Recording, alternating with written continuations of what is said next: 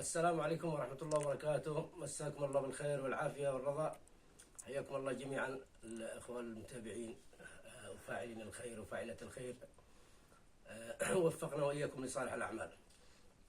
طبعا الشيء أطرح لكم موضوع بعض الأخوات الأرامل والمحتاجات، هناك فاعلين خير كفلوها عبري من 8 سنوات ومن 10 سنوات، فيعني بواقع 40 إلى 50 ألف شهريا أعطيناهن خلال الفترة هذا، لكن البعض منهن تحسنت ظروفهن. يعني واحدة راح ابنها السعودية، وواحدة اشتغل ابنها في شركة، وواحدة يعني أصبح مع ابنها باص، واحد يعني يتحسن وضعهن. فاستبدلت بعض الأخوات، استبدلتهن بأسر جديدة، أرامل جديدة ما بش معاهم، يعني لا يعني من يعولهم، بأيتام بأرامل.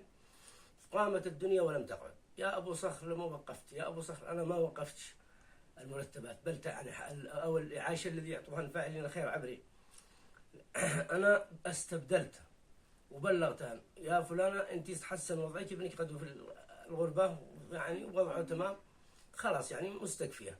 نقلت مرتبك من فاعل الذي يعطيك فاعل الخير لوحده ثانية، فلانة بنت فلان من جيرانه أو من أهله أو من تعرفه، لأنه أنا محمل أمانة يا أخوة، أنا محمل أمانة. فاعل الخير يقول لي قلدك الله، إذا هذه الأسرة تستحق إعطاهم، يعني فأنا مسؤول أمام الله سبحانه وتعالى، وهذه أمانة.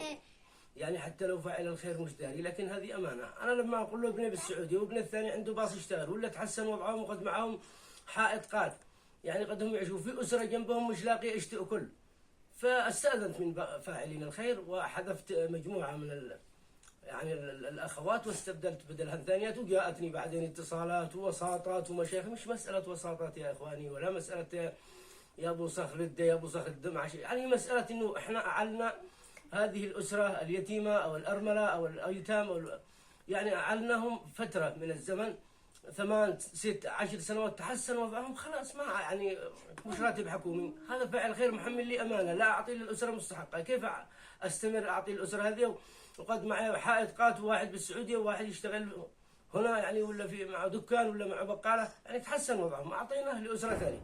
فأرجوكم يعني لا أحد يتوسط لي في هذا الجانب، أنا محمل أمانة أمام الله سبحانه وتعالى، والذي نقلنا يعني ما نقلنا إلا اسم إنسان عارف كل المعرفة إن هذه الأسرة قد استكفت تماما، وهناك أسر يعني مش لاقين إيش يأكلوا، فقدمنا على الأهم قبل المهم.